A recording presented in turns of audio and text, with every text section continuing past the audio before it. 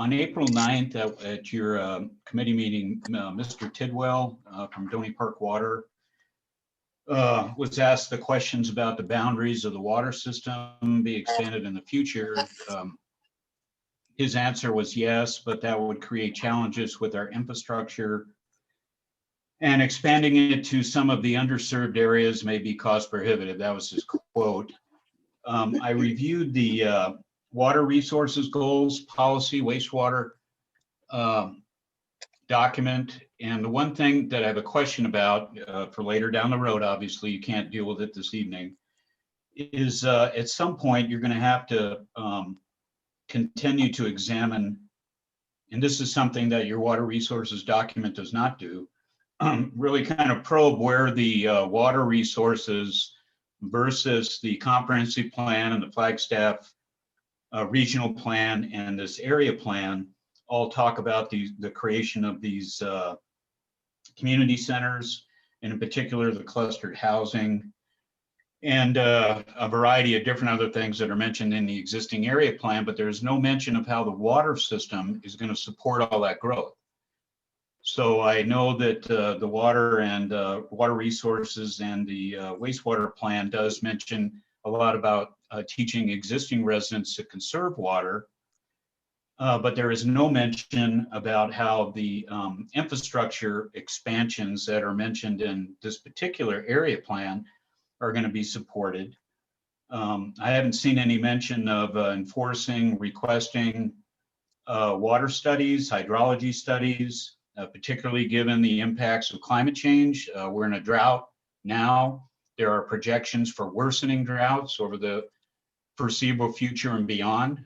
So there should be some hydrology studies at a minimum to talk about how any infrastructure at all that is being contemplated in all these three plans, how the water could support any development whatsoever that is going to be added to the infrastructure, and secondarily, what's going to happen in the next 100 years if climate change continues to impact our area with droughts, diminished rainfall, and so forth. So my question would be, therefore, at what point in the near future, hopefully, can we expect to see some more detailed information on this issue?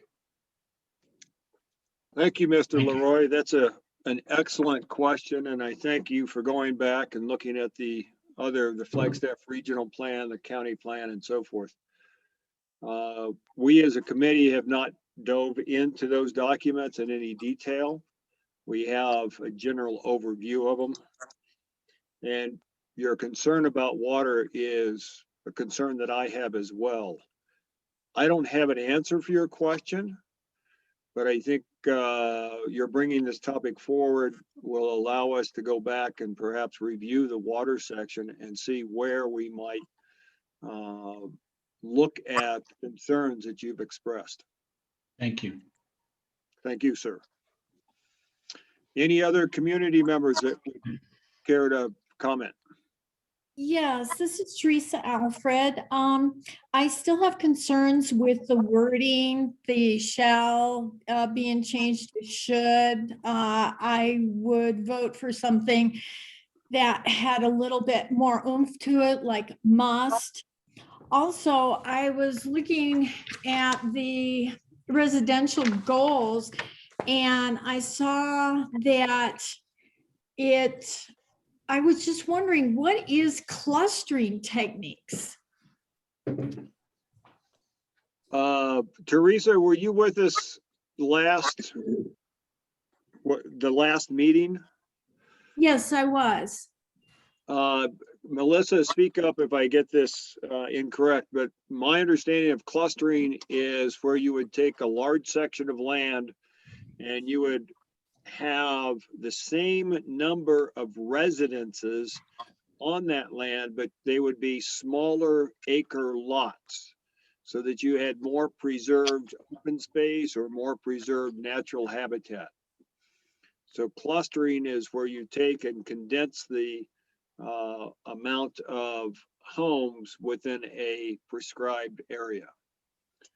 So that Melissa, would be the only technique then. We're not talking about a list of different things, because I saw two different ones. I saw where people were on like 5 acres and there was one house in the center. And then I saw 1 acre things where they were all smushed together and they had big open areas that I guess were for parks and stuff.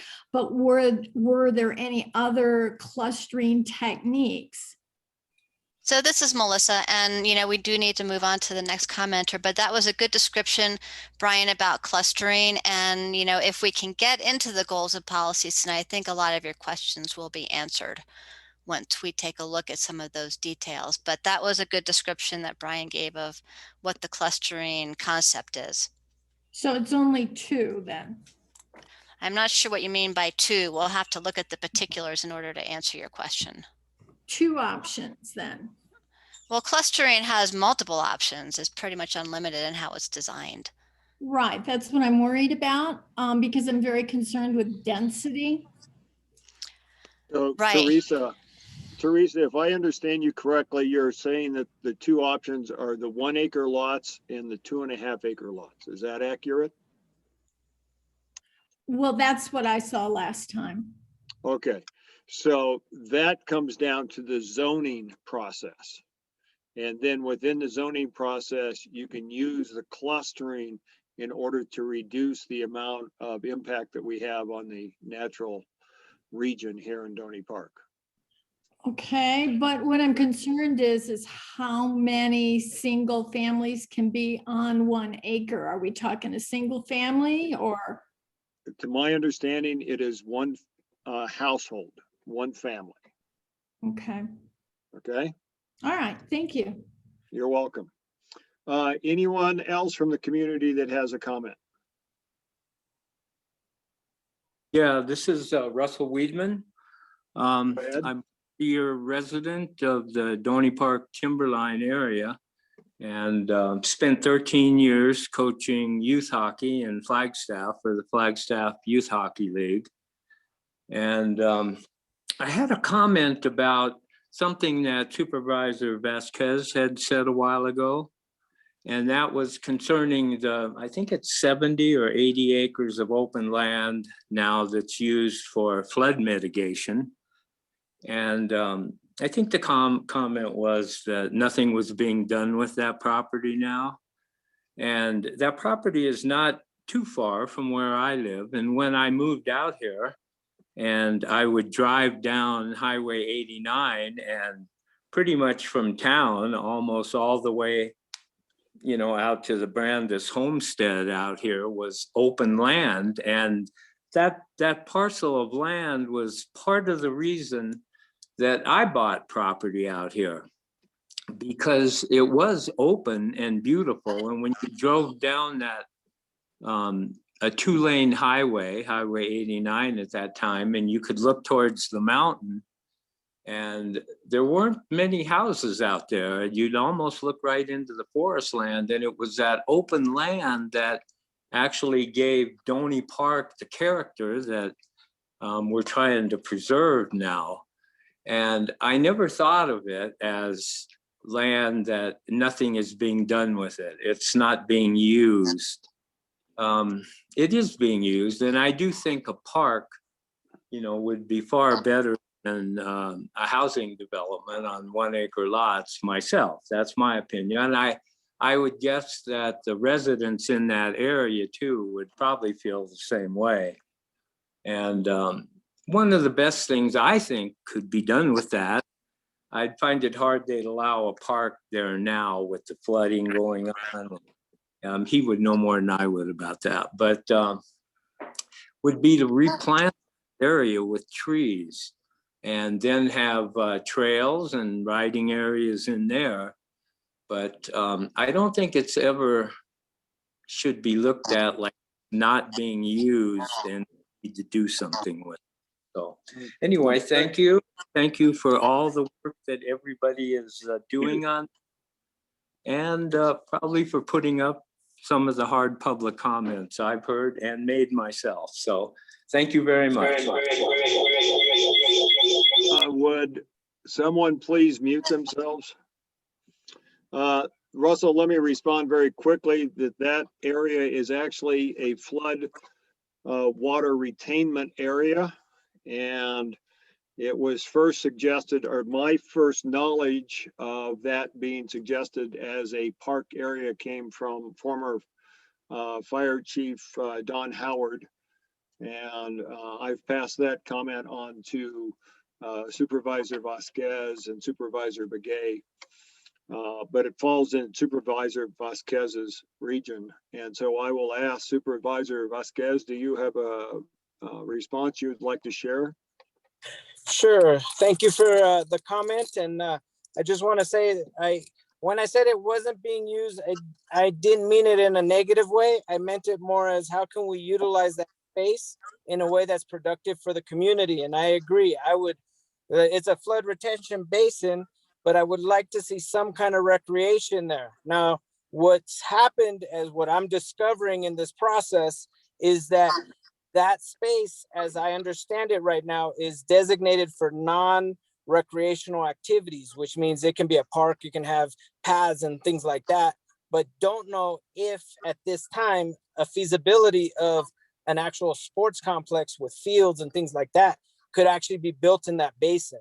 Like that was kind of my vision when I first heard this and learned about the land. My ultimate goal is to create some kind of recreational opportunity with that space. And so I appreciate the comments and just want to let you know that I have been keeping up with our county staff. There are some conversations happening. It's still in the early stages, but there might possibly be that distinct possibility that down the road, there could be some kind of recreational opportunities provided in that 80-acre parcel as is. We're just trying to figure out what the federal guidelines say we can and cannot do before we can even start proposing things. But that using that space in a way that's productive for the community and leaving it open and leaving it as a flood retention basin is a county priority. And getting some kind of multi-use out of that space is one of my priorities based on the feedback that I've gotten from folks in the Fernwood Timberline area that I've spoken with. And so it is something that I'm very interested in and will continue to champion. And I'm open to all suggestions on ways that could be. I want that to be a recreational space for the residents out there. You know, if we can create something that draws other people, great. But at the end of the day, those of you that live in that area, that are near that space, it's got to be something that you want in your neighborhood. And so I definitely am open to feedback on what's the best use of that space from the community. So thank you. Thank you, Supervisor Vasquez. Do we have anyone else in the community who would like to share? Yeah, I would just like, my name is Paula Mack and I've been here in the Doney Park area since the 90s. And I just wanted to say thank you to the committee members. I understand Flagstaff is growing, so Doney Park is growing as well. And I so appreciate all your efforts to present these sessions for us to step in, and to also all the documentation to read about what's going to happen or what has an option for happening with all of us on board, hopefully. But I just wanted to say thank you for all that you're doing. I totally support the board. I understand that not only is Flagstaff going to be better going in the future, but also I believe Doney Park will as well. So my thanks to you all. Thank you very much. Melissa, well, let me ask, is there any other public comment?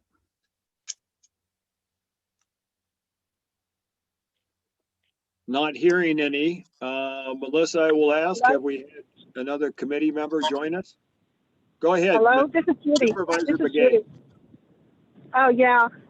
Geronimo and I have discussed this, a topic, what you spoke to just earlier. And I think it's a good plan. And I think that we wanted to kind of work together on it to see how far we can take it. And so with the blessings of the people that live in the community there would be something that's going to be good for the community there. And I did tell him that if we can't do it there, then we'll move it somewhere else. But we really want something like that to evolve, some kind of a recreational type of a building for for that area. So I just wanted to add that to his report. Thank you, Supervisor Begay. Any other community comment? Let me Brian, come back. We do have a quorum. We do have a quorum. Yes. And would the committee member who has recently joined please introduce him or herself? Here. Actually themselves. Hey, I'm Sailor Cadil and I had just joined. Sorry, I had a meeting before this and so I was running behind. Thank you for joining us, Sailor. Any other community comments? Hearing none, I will ask that community members mute themselves and we will proceed with our agenda and then we will have public comment at the end as well. So please mute yourself if you're a community member. Thank you. Melissa? Yes. Hi, Brian. So, if you can bring up the agenda, please. Or just go to the next item. Here's the agenda. We did skip over that. So we've gone through the introductions and the second item for tonight is to continue reviewing the land use growth and development goals and policies. And remember, this was to be a shorter meeting. And so the goal is to try to get through these by 7:30. We'll also talk about the schedule and then take final public comments. So with that, I'll get to this slide here that basically shows we are on land use growth and development. And I can switch right over to that view, Brian, if you're ready for that. Yes, I am.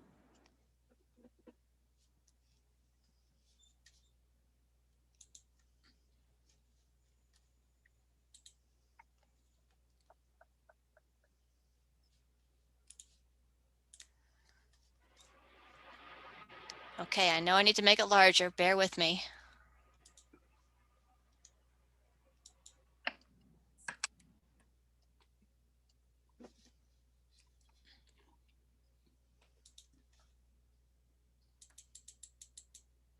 How's that for a view? Can you make it a little bit larger? Because I'm on my small computer. Okay, how's that? That's good. Thank you. All right, so we had ended then on B3 right here. So this is where we ended last week. It was a week ago today.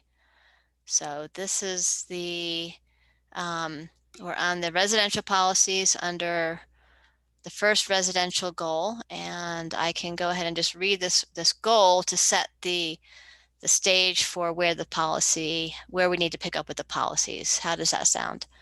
Please read the goal. Okay, so the goal is the rural character of the area is preserved by ensuring new residential development to maintain existing gross zoning densities on private lands within the Doney Park, Timberline, Fernwood area plan boundaries. All new development should remain on private lands within the rural growth boundaries identified by the Flagstaff Regional Plan. So that's the goal. And then the policy where we left is there's a sub-policy where we left off, but the sub-policy starts with increases to the existing zoning density are rare exceptions and should be approved if no other means are feasible to achieve the desired benefits described above. Such zone changes should meet the following criteria.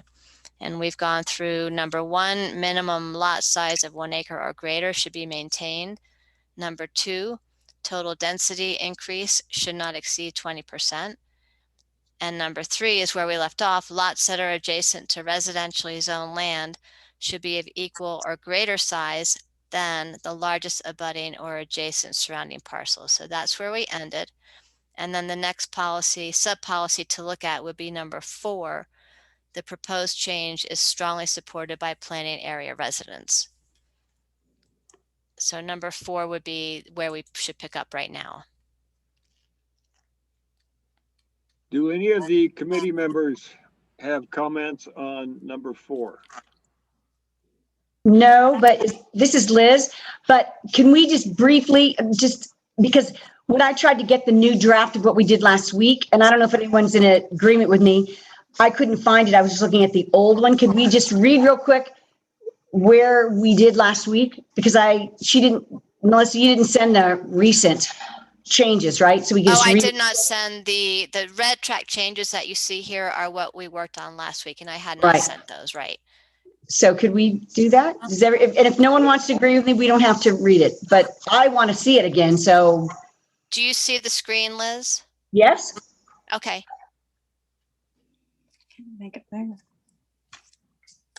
Before, oh, I was just thinking before that. I mean, we just said that's where we left off, but we didn't read the stuff that we accomplished last week. But Well, what I just So- read included it included your changes from last week. But I can reread that. And what you see, no, I was saying above that where we started last week, but no one seems to be in agreement to read it. Yeah, just what we did, because I didn't get to see it. I wanted to see what we accomplished last week. Well, That's all. I just wanted to read it real quick, but we don't have to. If I'm outvoted, then I'm outvoted. Just send it to me so I can reread it again. I can bring it up next time. so Liz, it's all here right on the screen. Everything Okay. is shown in, if you can see the screen, and what I just read it's the most recent text Right.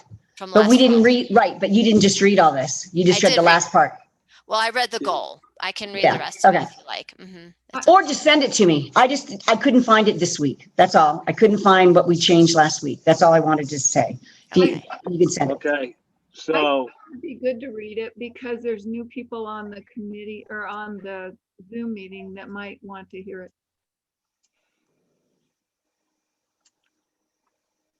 Okay, so you're suggesting reading from the goal down. Correct. Okay, so, go ahead, Brian, sorry. well, I'm concerned about our time. And I also understand Bernice's comment. We do have people that are on the phone and can't read it. I can read it Um, real quick, then, just go to start with the goal again. There's not that much ahead of Okay. where we left off.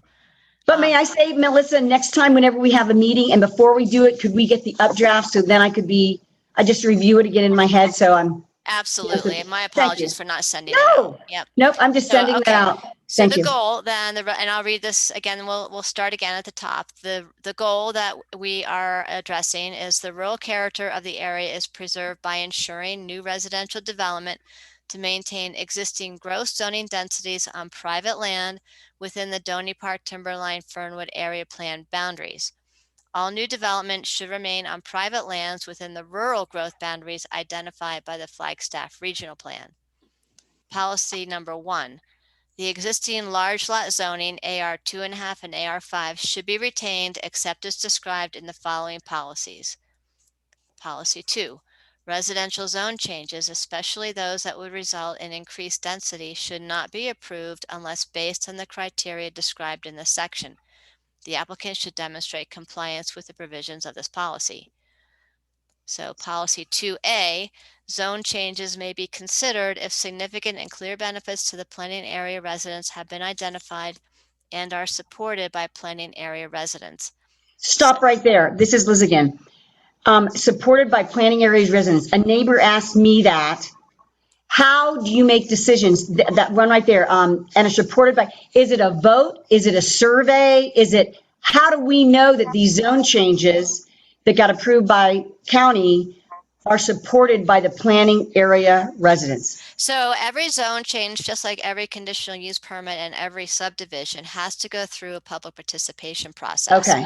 And if nobody the shows neighbors- up, The neighbors have to be reached out to, and Okay. The applicant is required to actually have an on-site meeting. Recently, they have been virtual meetings, but they have to have Okay. a meeting with the neighbors so they can describe the project. That's even before submitting the application to the county. Once the county receives the application, as it moves through the process, then as you know, the site will be posted, and the site is also then, the project rather is formally noticed by a mailing from the county to area residents. Okay, and then they Yes. making their comment. Okay, So there are multiple opportunities for people to make comment on a zone change. okay. Thank you. You're welcome. So that was number 2A and 2A1, and these are the benefits that are described. So the benefits that a zone change would initiate would include protection and preservation of environmentally sensitive areas and habitats such as the Rio de Flag and wildlife corridors. Number 2, preservation of archaeological sites and important geologic features such as volcanic cones. Number 3, provision of public recreational trails that link area and regional trails. And number 4, provision of recreational parks and public facilities. The rest of those bullet points were crossed out at the last meeting, and you'll see the red lines there.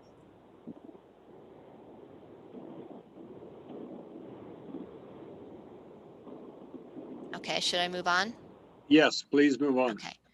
All right, so then number 2B says increases to the existing zoning density are rare exceptions and should be approved if no other means are feasible to achieve the desired benefits described above. Such zone changes should meet the following criteria. Number 1, minimum lot size of 1 acre or greater should be maintained.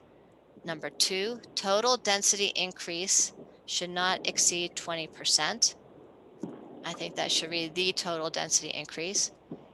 Number 3, lots that are adjacent to residentially zoned land should be of equal or greater size than the largest abutting or adjacent surrounding parcels. This is where we ended last week. And the edits to number 3 that I just read and that you can see on the screen are the edits that were made last week. So we would pick up on number 4. Yep, thank you.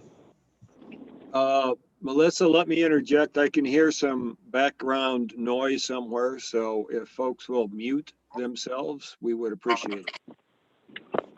Thank you.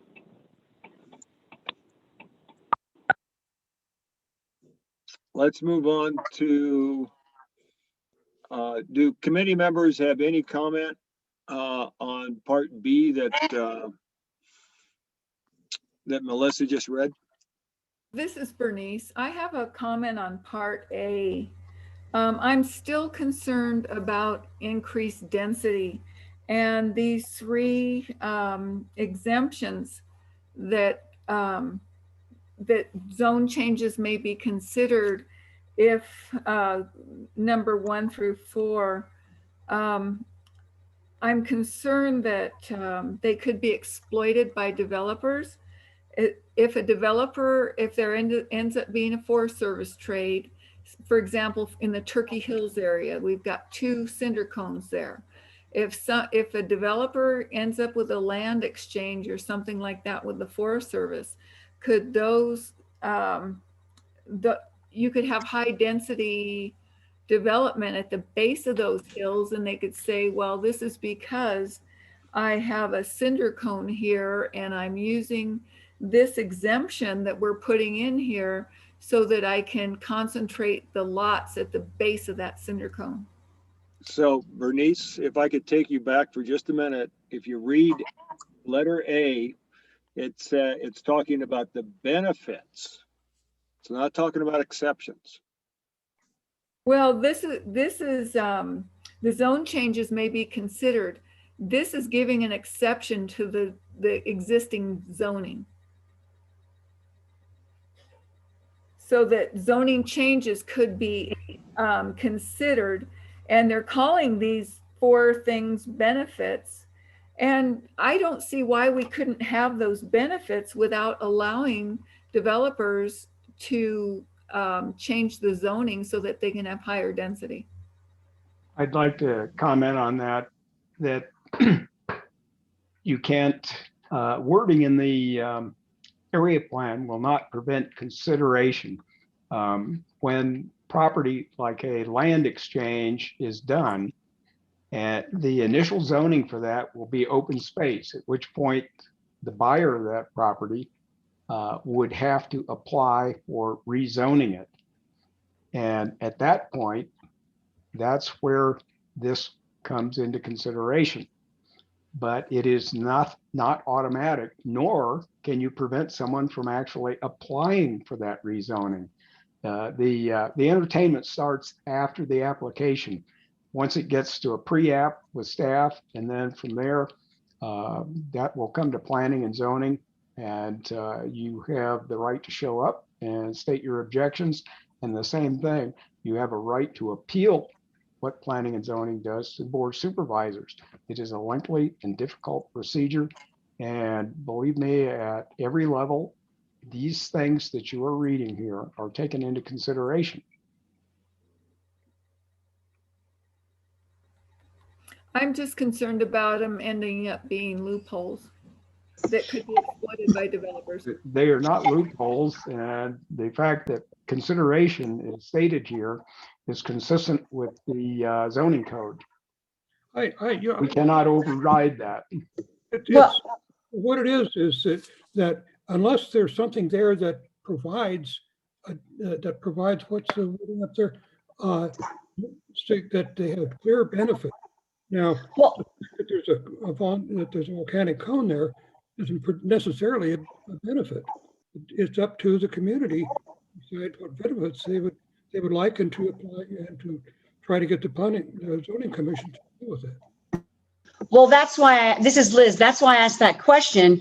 Define how you designate that there's clear benefits to the community and that they agree with it, they support this. Because in another document, I thought we were talking about cinder cones being a volcanic feature to be preserved, not to be exploited. In another document farther, I think it's right here, right in number 2, to preserve geological features such as volcanic cone. And so I just wanted to say, if people, that's why I asked the question, how do you know that's going to be benefit the community and they are supporting it? What is the procedures? So I'm glad we're going through this, because that was my concern too, that there are ways to get around this. So I just don't know how to catch it. So I'm glad we're having this discussion. Liz, let's go back up and read number 2 again. It says residential zone changes, especially those that would increase density, should not be approved unless based upon the criteria described in this section. The applicant should demonstrate compliance with, oh, wait a minute, you just took it out. sorry, I just turned off the track changes. I thought it would be easier to read. It was, because I think I started reading the change. Yeah, Okay, so you're on the last sentence. The applicant should demonstrate compliance with the provisions of this policy. Okay, so I mean, that's the standard that we're setting, and then we're getting into the details. And the details are identifying how this could occur if someone could demonstrate that these were benefits to the community. That's right. And I want to point out then that the applicant would demonstrate these benefits in order to support a zone change. And then policy 2B, increases to zoning density are rare exceptions and approved if no other means are feasible. And then finally, the zone changes should meet the following criteria. Minimum lot size of 1 acre. Total density increase should not exceed 20%.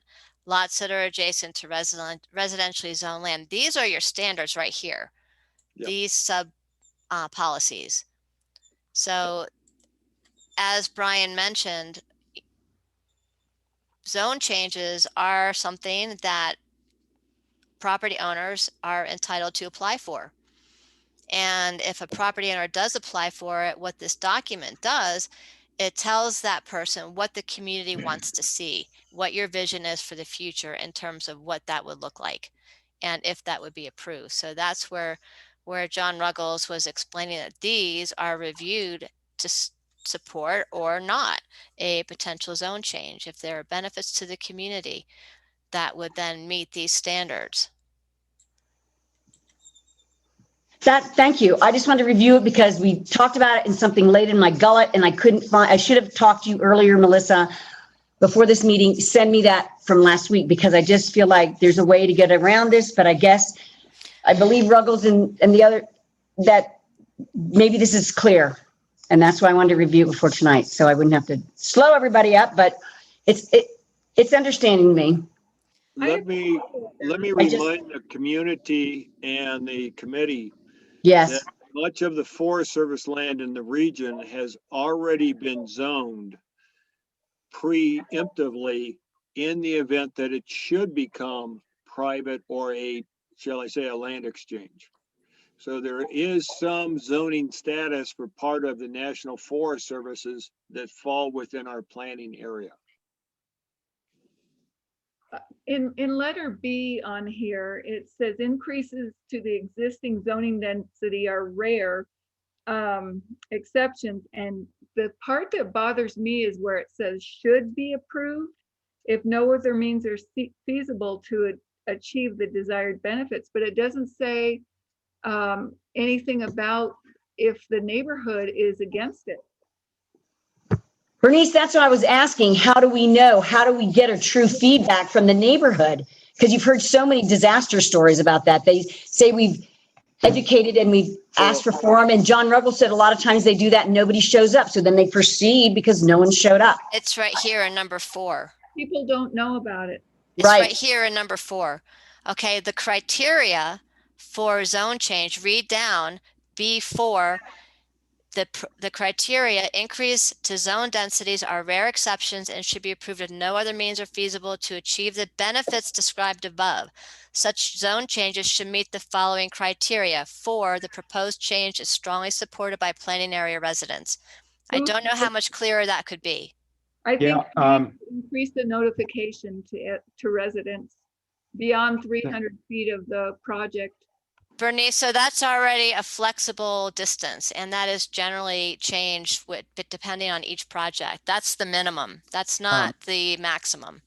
Melissa, I see something that I mentioned the last time relative to B, and that is should be approved only if no other means are feasible, was what I suggested. I don't know how the rest of the committee feels about that, but that is a means of emphasizing that.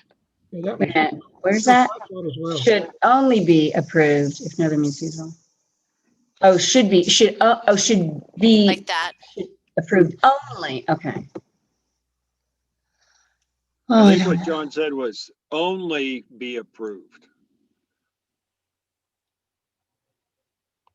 Or should only, yeah, Should be approved should only be approved if no other means, or it's the same thing, I think. You've got Yeah, it is. 6 of one, half a dozen of the other. I think we need to put in there, should be approved with what it says, and also with the support of the community, the local community. And that's Well, where number 4 says. That's what number 4 says. Yes. Okay. So the criteria is there. Area residents, the system that we have now is not getting the word out. I mean, most of the people out here probably never even know that we got a new zoning ordinance in 2019. Well, Oh, A lot of people that just don't pay attention to a letter they get about this sort of thing, or look at the posting on the property, or are not willing to come into town to state their opinion at a planning and zoning or board of supervisors hearing. And I'm not sure that anything we can put in the area plan will help or change that. Citizen participation is very difficult to increase or encourage. It's a fact, just a fact of life. And there's nothing that we can say that can force it. That's right. I see other places that post it on the land, that the land has to be posted, that there's a zoning hearing. The county does that as well. That's what we do that do. too. Yeah. Mm-hmm. That's been a long-standing practice. Perhaps you haven't seen much of that because there hasn't been much in the way of zone changes proposed in the Doney Park area well, quite a number of years past. And I believe that those are also noted in the monthly, well, maybe it's quarterly newsletter that comes out from the county.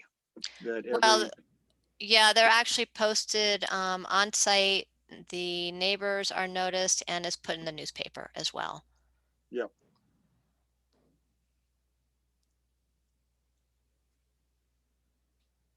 Are we ready to move on?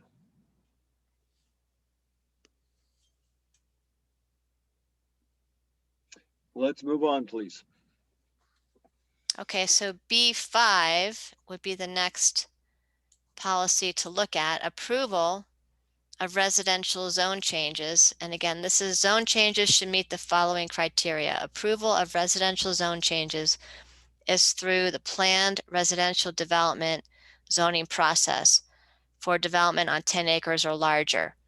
In addition to the requirements specified in section 2.11G PRD of the zoning ordinance and requirements of this policy, the following standards should also apply.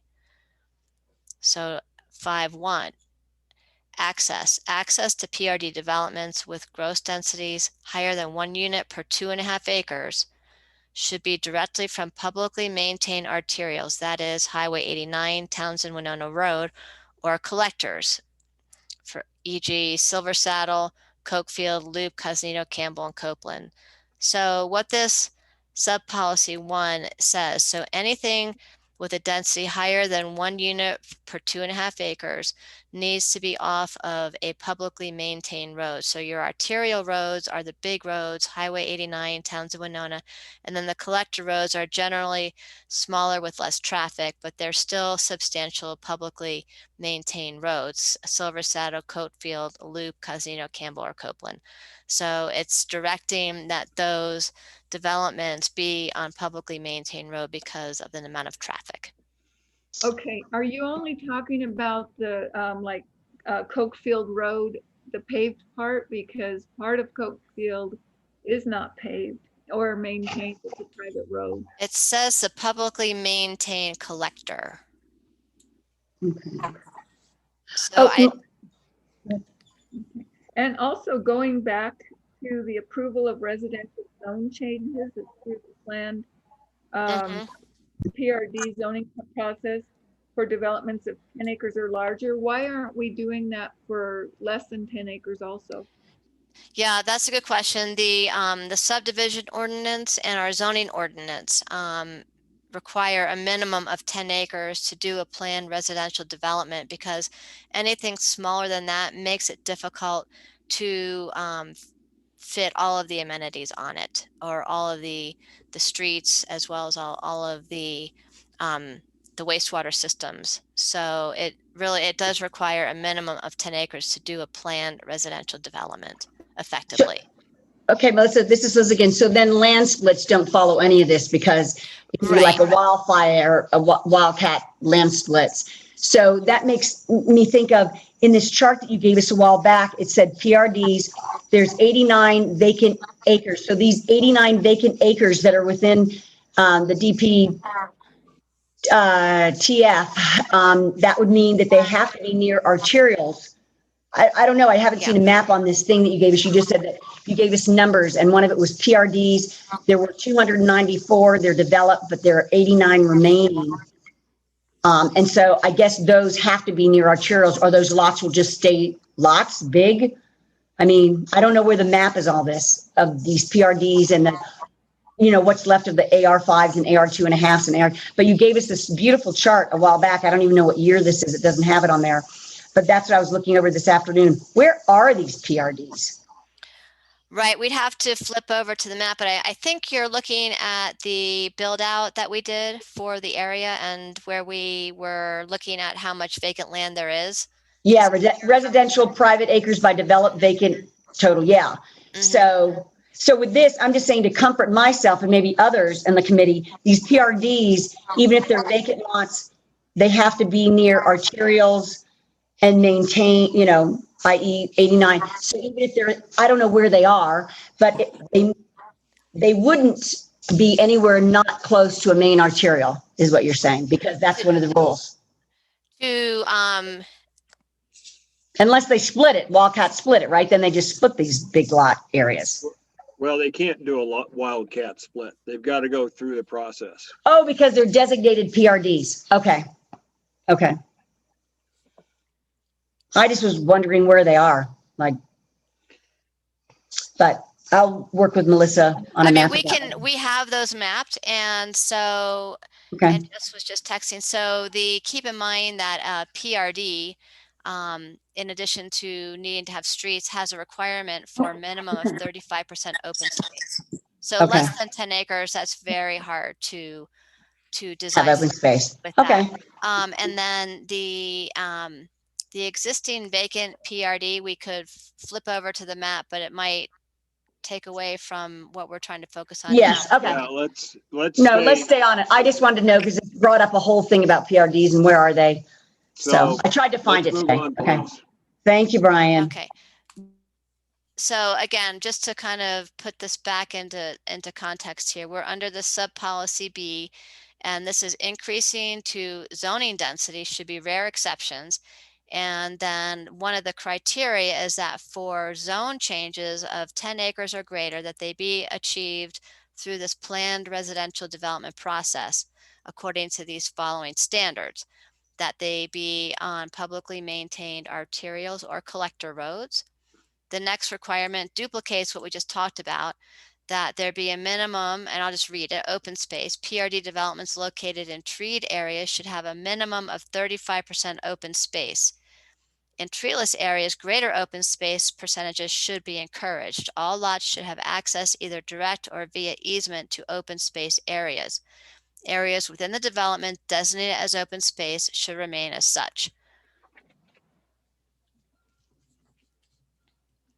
Okay, so then the next criteria, number 3. Can we stop here for a moment? Sure. Back up to number 1. Access to the PRD developments should be directly from publicly maintained arterials or collectors. Can we add publicly maintained collectors?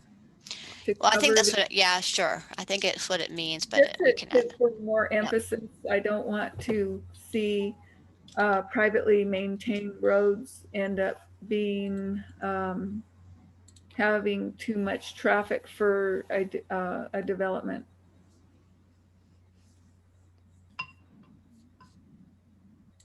Okay.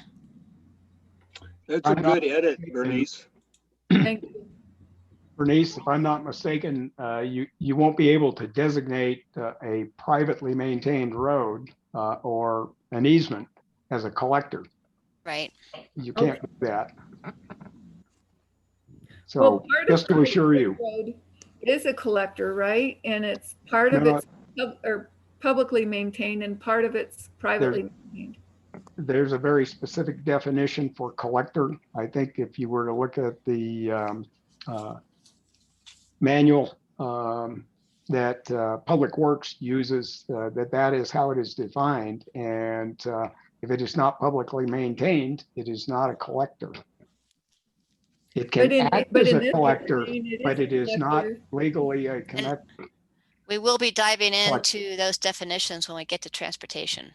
Well, on here it says collectors, and then it says in parentheses, example, Silver Saddle, Coke Field. So that's identifying it as a collector.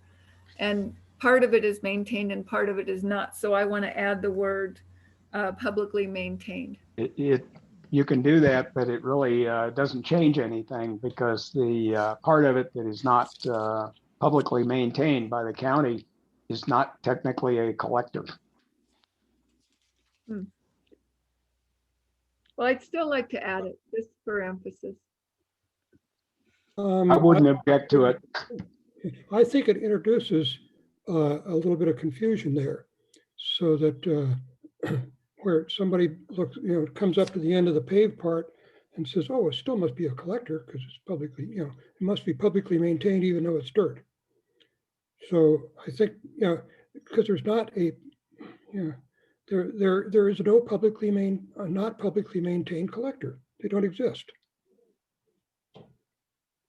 Yeah, they simply act as a collector, but have no status as one. Let's put it that way. Dave is right. But it's not going to change anything adding that wording. It just makes it more specific. So I'll hand that one to you, Bernice. That's a worthwhile change. Thank you. And we'll have Public Works take a look at that to make sure that that meets the standards that they use for maintaining public roads.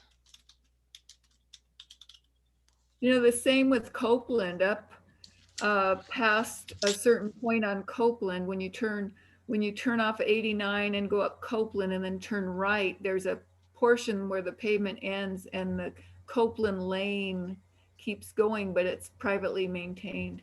Yeah, we'll get some clarifications on that. Yeah, and that I can assure you that is practically in my backyard, and that is may act as a collector, but Bernice is right. It is not a county road, not county maintained. Okay. Okay. Let's move on, please, Melissa. Okay, so we had left off on 3, landscaping. And I do want to acknowledge, I believe Monica Julian has joined us as well. Thank you, Monica. Are you with us? I am. I apologize for being late. It was a total space. Yeah, my bad. Okay. Thanks for joining us. And I did want to mention, I did just get a suggestion for back to this policy access, that we simply say publicly maintained roads and just take out the reference to collector and arterial. Huh.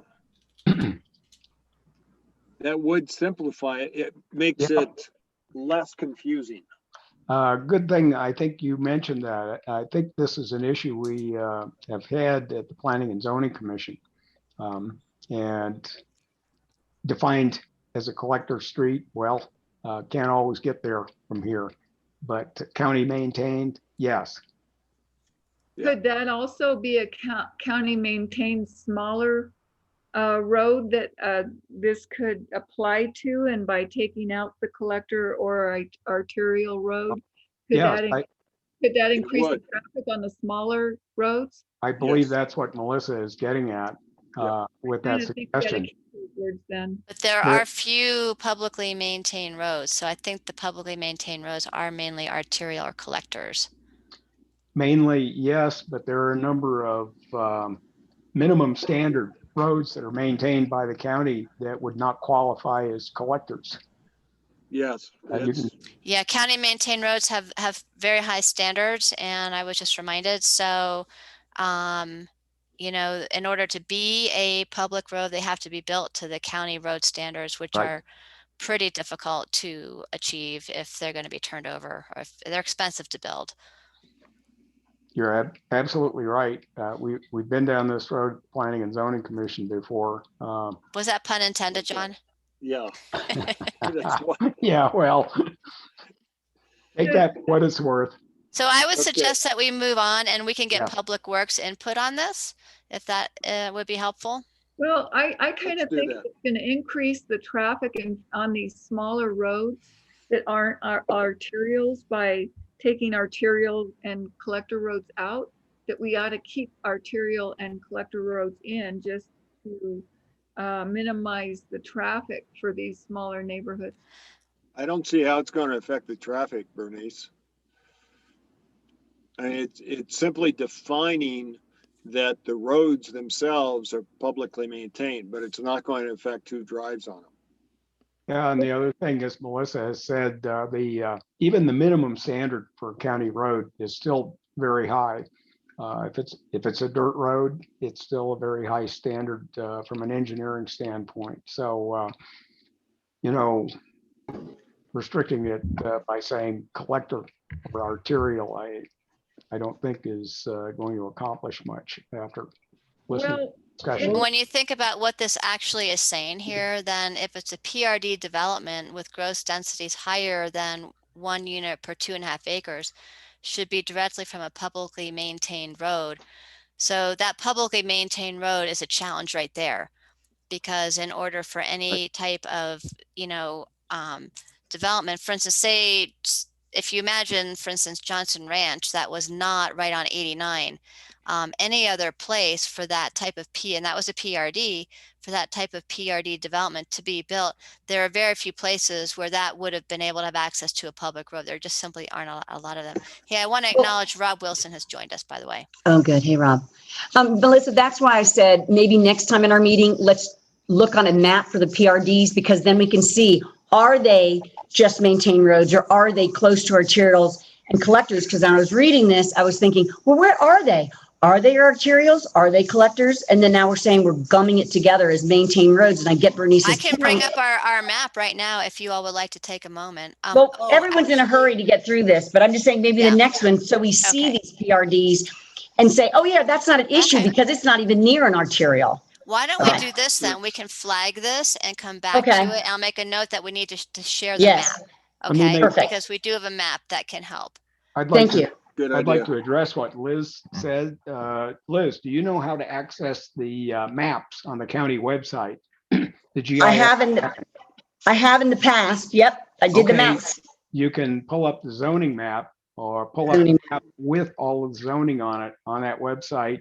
It's pretty easy to access, pretty intuitive. So Okay. I'm going to encourage you to do your homework. Okay. Well, I'm going to call you if I can't do it because I've done Okay. maps to do I've done maps to see our zones, our crater zones, and when we did all those comments about where the secret places are in Doney. So I will try it again. And I do Liz, want to let's- mention that we have had a transportation map put together to show where the major roads are. We just haven't shown that to you yet, but it's ready. We can show it to you next time and we can come back and visit this. Right, but it wouldn't matter because I just want to see where these PRDs are left that are vacant. I just want to know where they are. So I will do that. And I'm worried about access to a development through a residential neighborhood. That's why I want to know where they are. Yeah, well, so, if there is not access to a public road, it's likely it would not go through a private road to get to that public road. Right, but a residential neighborhood could have a public road. No, a And- public road is a very specific, well, if it's a publicly maintained road, that's a very specific designation where they're dedicated to the county for maintenance. Right, And but still the neighborhood may not want 10 more, and we're talking about 10 lots they could have ADUs on them. And then that would be 20 more households with multiple cars going down their residential streets. And I'm talking residential. I think of our place, we're 2.5 acres out here. I consider our neighborhood a residence or a right, but residential. Bernice, my guess is that your road is not publicly maintained. It's a private No, road. ours isn't, but there are some people that do have publicly maintained roads, and they're not going to want access to a new development down their street. Well, I We'll have clear it all up if we see where these PDRs are, which she's going to show us next time. So just, Yeah, let's just one move thing on. for Bernice, one of the things that is oftentimes required is a traffic study, which may identify the problems that Bernice is talking about. And in a lot of cases, you're going to have 2 access and ingress routes for such a development.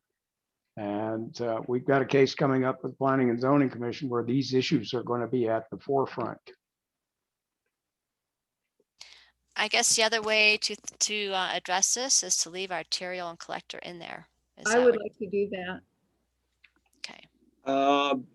Melissa, what if we leave it as is and get the feedback from Public Works? Yep. And reconsider this perhaps next week. Leave it as is, showing the strikeouts or the original? Yeah, leave it as is, showing the strikeouts. Okay. Okay.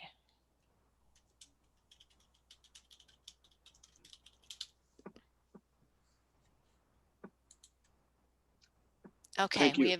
we have notes there. Thank you. All right, so we got through number 2, I believe. Are we on number 3?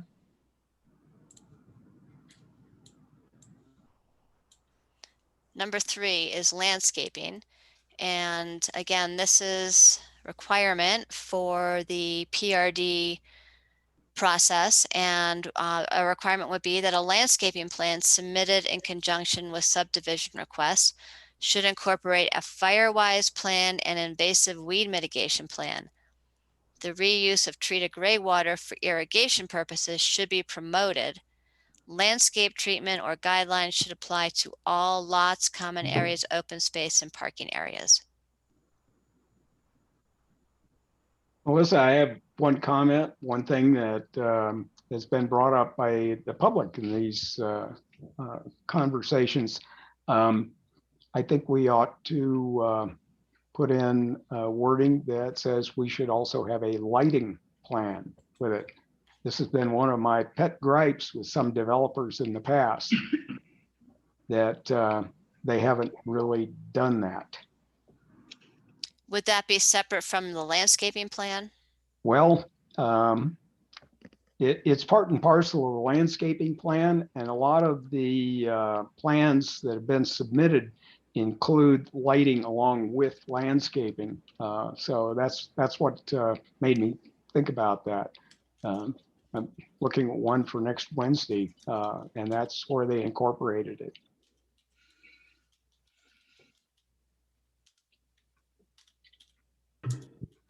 Well, I can certainly say that any type of lighting plan was not put into where I live, because there are just light broadcasted all over the place. In that respect, I would mention what was done with Timber Sky, which is in the city of Flagstaff.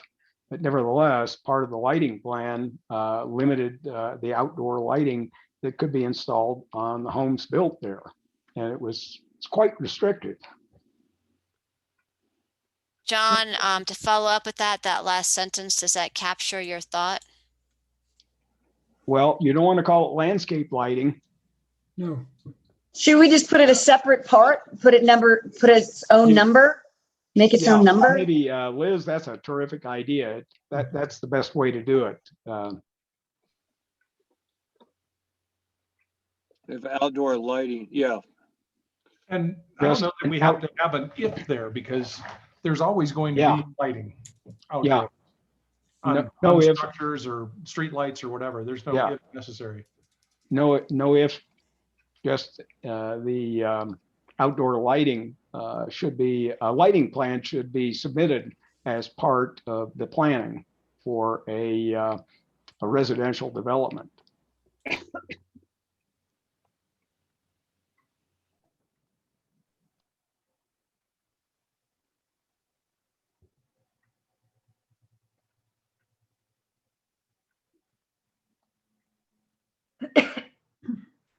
There you go. That's it. No need That's to say it. outdoor. Yeah, perfect. This development proposed. Yeah. Thank you, wordsmithing, Melissa. Perfect. And thanks, John, for picking that out. Lighting is so important. Thank you, John. You're welcome. Okay, so that does change the numbering, but that's a different, it's going to be a separate than standard for approval of PRDs. That makes sense to me. Okay, so then are we on number 5? What Well, is let's now look- number 5? Or Let's look at number 3, because I didn't hear any comments as to the context or the content of number 3. Does any committee member have a concern about the way number 3 is written? Hearing no comments, let's move on to number 5. okay, number 5, lot size. The minimum lot size should be 1 acre. And again, I'm showing my ignorance. It's the 1 acre for PRDs. That's what we're talking. Well, again, this is for any zone change. Again, this is criteria for zone changes. So any increases to existing zone densities. And down here, this is approval of a residential zone change for developments 10 acres or larger is through the planned residential development process. Okay, And this states again, it's stated here, this states it here again, that the okay. minimum lot size should be 1 acre. I just want to get that clear because I just keep on thinking if someone splits their lot and they go, well, I can go to 1 acre because that's what it says, but that's only for PRDs. Well, so, you know, if somebody wants to, Or they have to go to 1 acre because they have something architectural, I mean, archaeological, or it's a corridor and they've got to be reduced because they had to give it up for the good of the neighborhood, correct? That's. well, so Kind a of like land that? division, remember, a land division is a whole different process than a Okay. subdivision. You know, a land division, anything in 5 splits or less can be accomplished through a land division. Land And that's a division, state okay. rule. That's a Okay. state statute that the county has to follow. Anything Mm. more than 5 is needs to be processed as a subdivision, and we do watch that through the land divisions that get submitted to the county offices. So and try to make sure that there are no subdivisions that are occurring that haven't gone through approval. So Okay.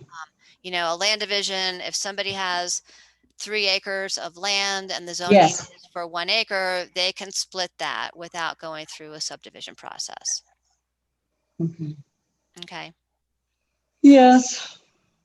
Is this for a PRD or is this? No, for- that's what I was just asking, We're Bernice. still, yeah, we're still in the PRD. So we're under number 5, and then we're down to Roman numeral 5, we're down to number 5. So this is still the PRD process. Oh, that's what I just asked you, Melissa. You said, no, this can be for, I'm getting Calm confused. down, Liz. All right. Thank you. Explain it then. I thought, I just asked you, are we in PRDs? And you said, no, this can be for lot splitting. Sorry if I confused that, but yeah, well, what I meant that, yes, this still is under the PRD process. Thank you. Then I Lot size totally of get one. it. Okay, I totally get it. You said no, and I was like, what? Now I got it. And sorry, I'm just showing emotion, Brian. I'll try to subdue, but I get excited when it comes to get her more density. Sorry.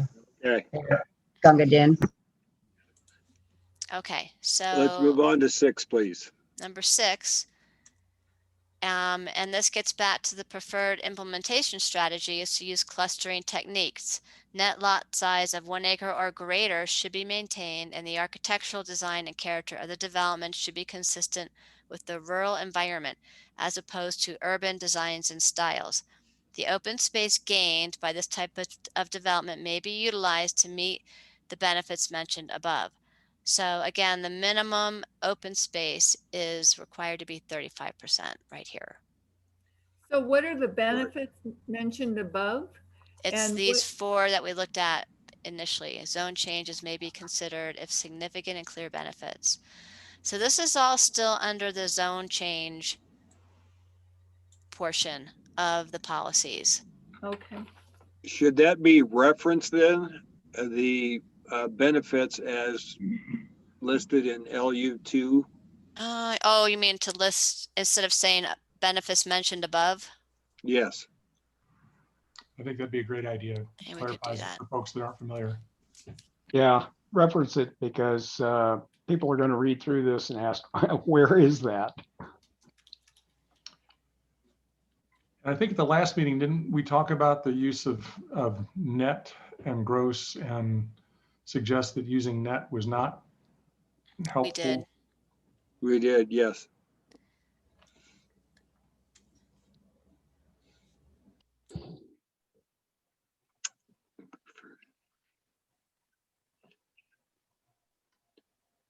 I'm concerned still that the use of the clustering techniques could open up the open space for future development. It doesn't change the zoning, Bernice. If I'm correct on that, Melissa. That's right. But in Yeah. the future, couldn't the zoning change? You'd have And- to make quite a good case for it to do that. Yep. Yep. And I do want to say the clustering technique, that is a not so new idea anymore, but it is definitely still a, you know, a proven planning design technique that has been utilized throughout the, you know, throughout the country and beyond, in Europe as well, as a way to protect and preserve the natural environment. So it is, you know, a technique that was developed by great planning thinkers, and it's something that has been shown to be very effective, you know, many, many times over. So that's why, you know, in 2001, the committee had wanted to incorporate that strategy into this plan, and why our comprehensive plan and also our subdivision ordinance has also adopted that as an option for a way to really protect and preserve the sensitive natural environment in this county, because it does go a long way to mitigate development impacts. Melissa, this is Evelyn. I have a quick question. Is there a place in the planning that will have like definitions of some of the words that are used in this plan? Like if somebody doesn't know what clustering techniques is it gonna kind of throw them, or is there going to be a definition section?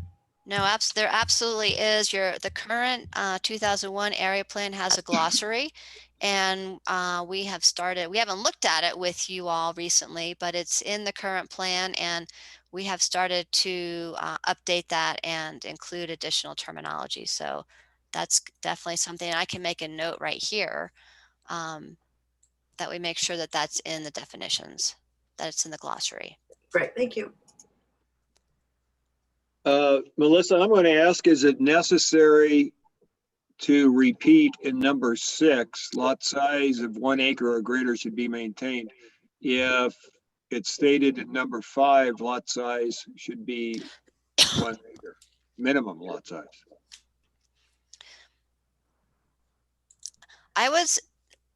Excuse me. Not since we removed net. Say that again, Rob. True. Not since we removed the word net. It doesn't make any, there's no value added now. So we could delete number 5? Is that what you're saying? Yeah, I'm wondering where, I like it explicit as its individual item. I'm wondering if we need to restate it in number 6, restate it lot size. Take it out of 6 is what he's suggesting, I think. Oh, okay. But it's important enough to have its own number. So I agree with Brian. Yep.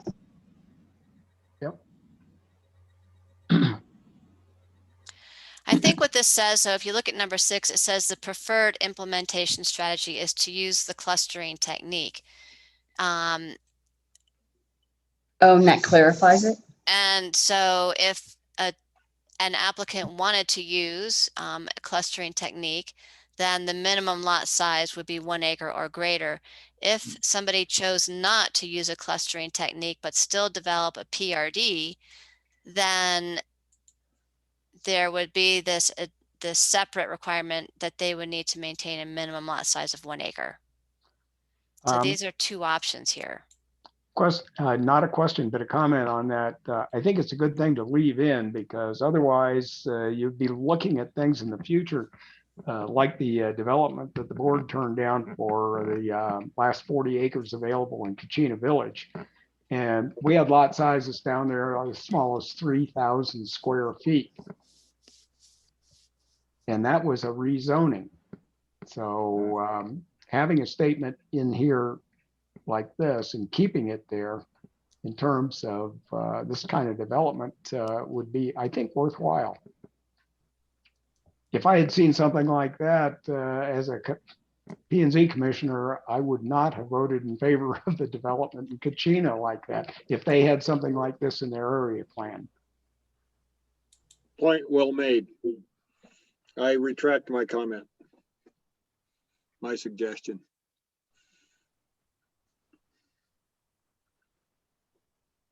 So numbers 1 through 6 and policy back up here, LU2 is all specific to zone changes, right? And then number 3, LU3 is specific to new subdivision development. And the reason why there's a separate policy is because there could be some land currently zoned that did not require rezoning, but an applicant or property owner wanted to subdivide, and then LU3 policies would apply to that property.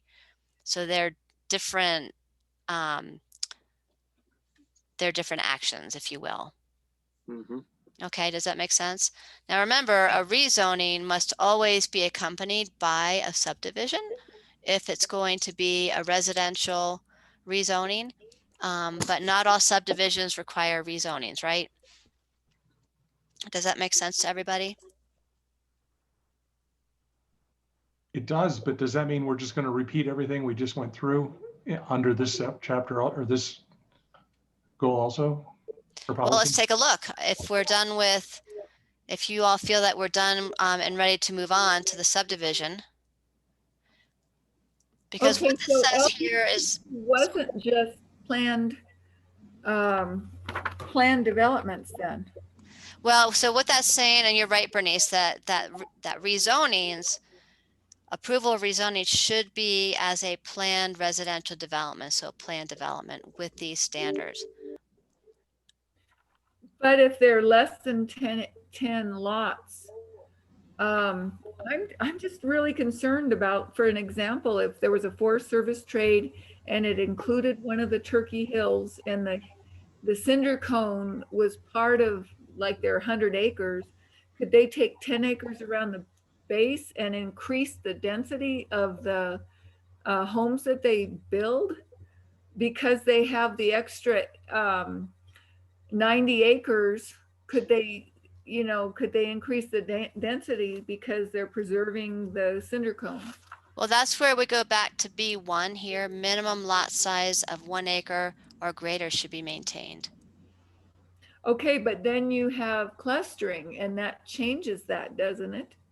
Clustering doesn't change the overall density. The overall density for the entire parcel. Correct. But so going back, if you had 100 acres, to a smaller area, it does cluster it.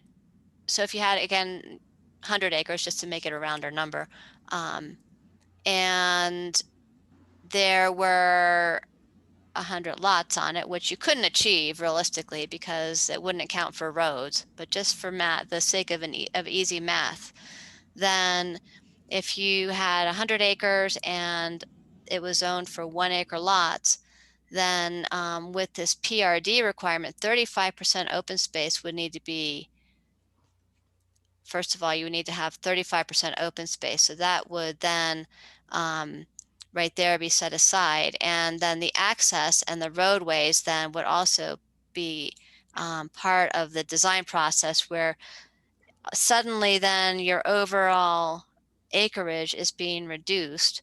You could take those 100 lots, cluster them, they would be smaller lots, but then you'd have 35% open space. So does that? Minimum 35%. They could. It says a minimum. Right. So they could do larger than 35%. So that 100 lots could end up on a smaller size acreage. It could, but then you had, out of the 100 acres, you would have a minimum of 35% left in open space. Right, but if they had like a flood plain, or something was environmentally sensitive, they could increase that open space to accommodate that. They could. Then could they end up with multi-unit housing, or could they do that? Only with a zoning change. Again, right. Another one. Yeah. So they could with a zoning change. That's With the why I zoning don't. change, they could put industrial in there. Right. If we use, if a zoning change occurs, then none of this really even applies.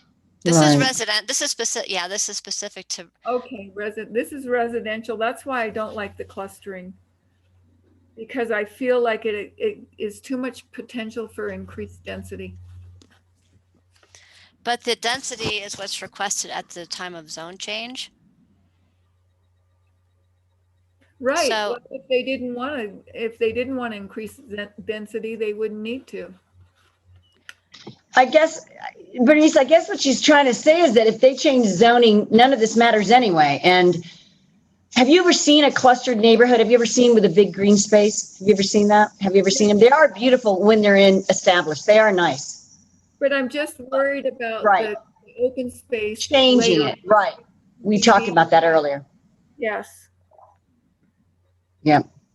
yeah. But John keeps on reiterating that it would take a lot to do something like that. But then I it would like to hear from the public on that at the end of this, what they think. That's the people that are on the committee.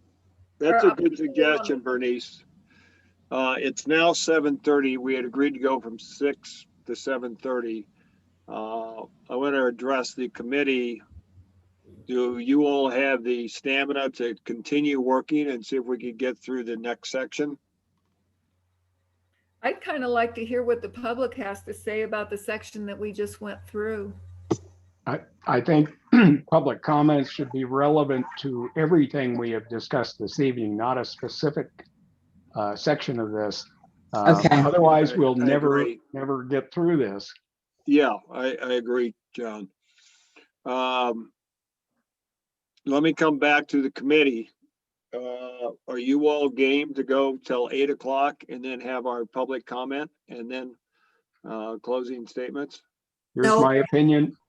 Only if the public comment is strictly adhered to at 3 minutes per comment. I will attempt to do that.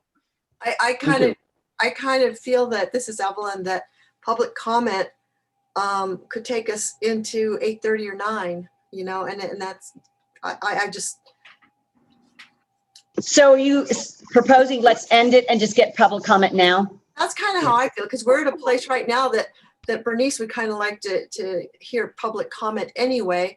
So sure, it's going to be on anything that we've discussed, but if somebody wants to talk about this part, then we're already at a stopping point right now anyway. And if it takes another half hour, 45 minutes, which it seems like after we've ended, it does, then rather than continuing on later than we talked about, we should just end it now and go into public comment. Let me ask Melissa, how long is land use 3? Is that topic? okay, do you see this on the screen right now? Yes. Okay, so it goes that far. 6 It's- items. That's a lot. It's shorter though than what you just got through. I think Yeah. these are really important things that we need to get right. I agree. I don't think we should hurry it.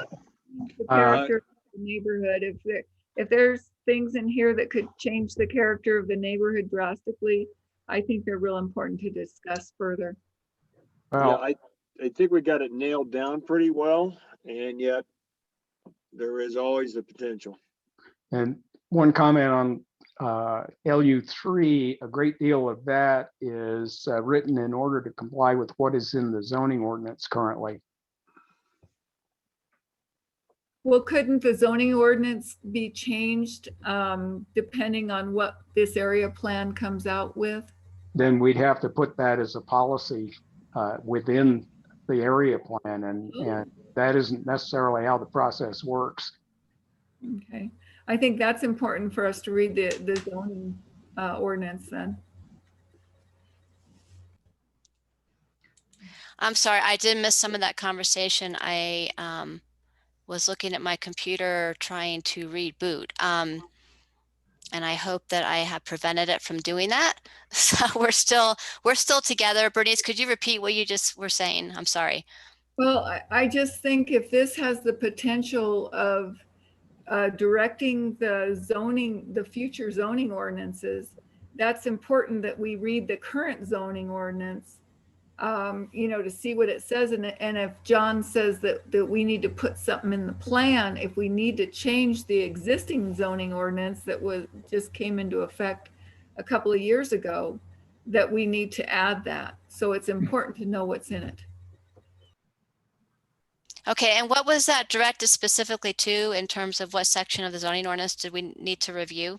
I think also, yeah, that was my statement about LU3, which is written in a manner that simply brings it up to agreement with what is in the zoning ordinance, not just now, but has been for quite a while in a number of aspects. And I think this is talking specifically about the subdivision ordinance. So there are two. The zoning ordinance is a separate ordinance from the subdivision ordinance. They happen to be different things.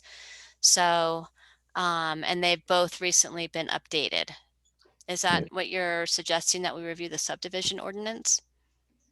Yeah, I think it's important because the zoning ordinance was written to increase density, and the majority of the people that live out here don't want to do that.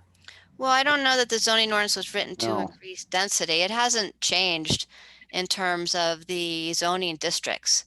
Well, the ADUs that you can rent out did. The ADUs have been in place for, I'd have to go back and look.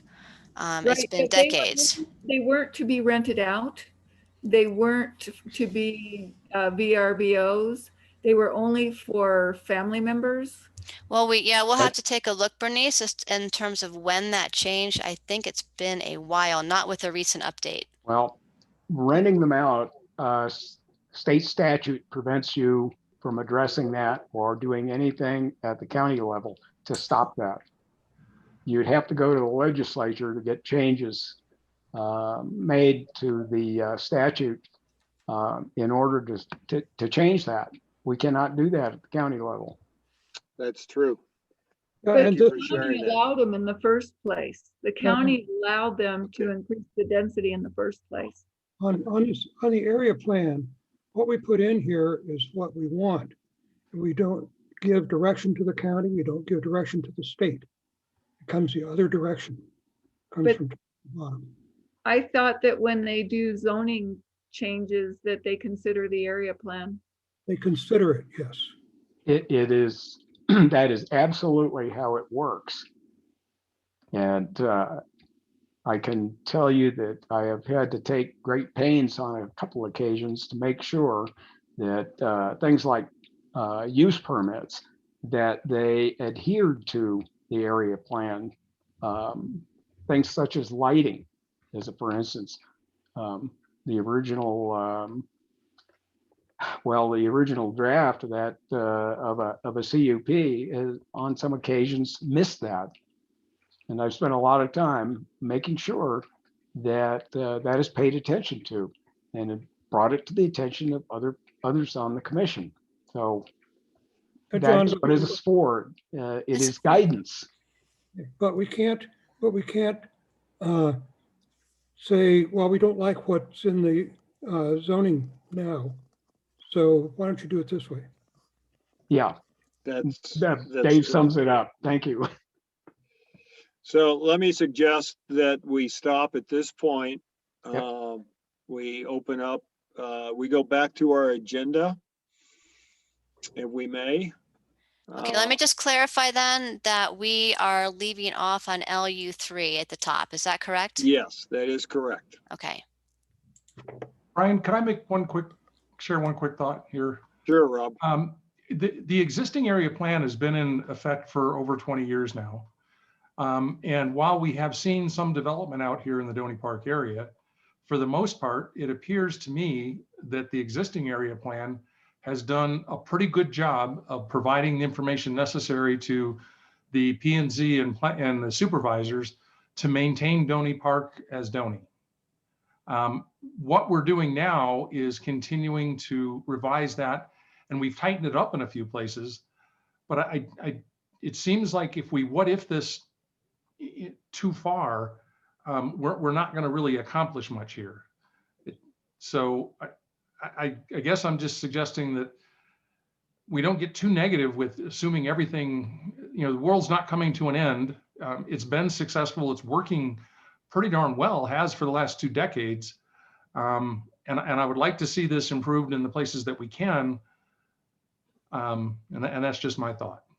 I would have to agree with Rob on that one, 100%. Me too. Me three. So. I think we're seeing unprecedented development in Flagstaff and Coconino County, and I'm concerned that it's going to be coming this way. Exactly. Yes, that is going to happen, but you need to accept the reality of land use and private property rights as it exists now. And to change that, you're going to have to become a lobbyist and start talking to our legislators about it. This is just writing it in here isn't going to do anything except make us look kind of stupid for doing something other than what's currently allowed. You got it, Dave. Well, let's conclude there. I want to thank the committee for all of your input and your comments. And I'd like to shift now to public comment. Melissa, was that our next? Let me ask Melissa, was that our next agenda item? Yes, well, we want to talk about the schedule for a bit. Okay. Go ahead, Brian. No, I was going to say, let's do the schedule quickly and then Okay. go to public comment.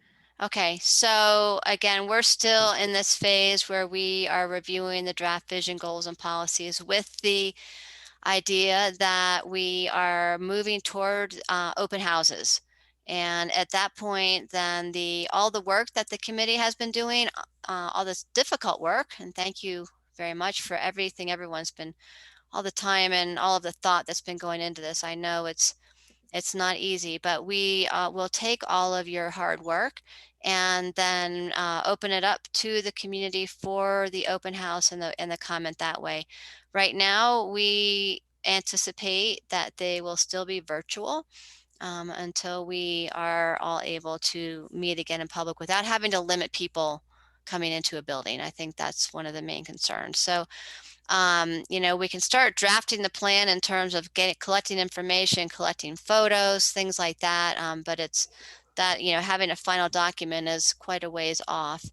And then remember, this is all prior to our public hearings and final approval. So we'll have community public open houses to get comments on the work that's been done to date.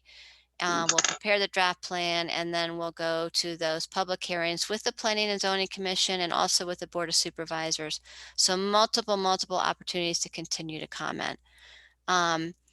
I did want to ask quickly about the June 10th meeting. There's been some discussion about moving that to the 17th. Since we do have most of the committee members with us now, the two that have been actively participating, Jim, Clifford, and Harriet have not joined us, but everyone else is with us right now. If there's any, if we could talk about the next meeting and whether that be June 10th or June 17th. Brian? Well, I'll open it up to the committee members. Right now, either date works for me. Well, I'll tell you what, either date would work for me, but considering the speed with which we are going through this, I think the 10th would be workable and would be the best date, with the option of having another one of these quote brief unquote meetings in June.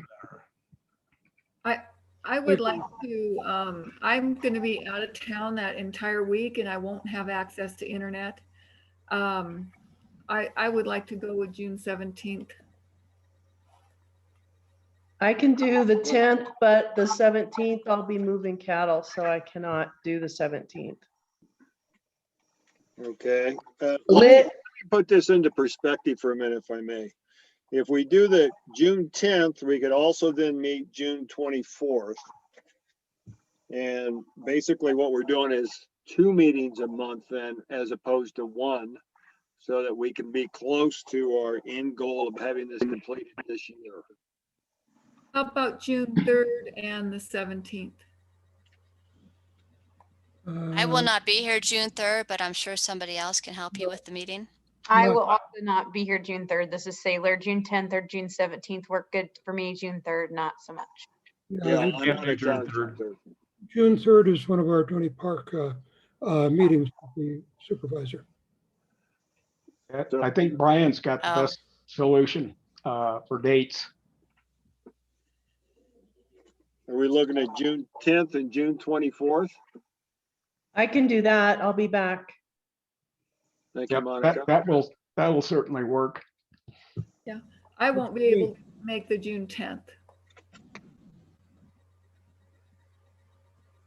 Well, we'll make sure that you get the notes from the meeting and you can review them and then share what your perception is on June 24th. Would that work, Bernice?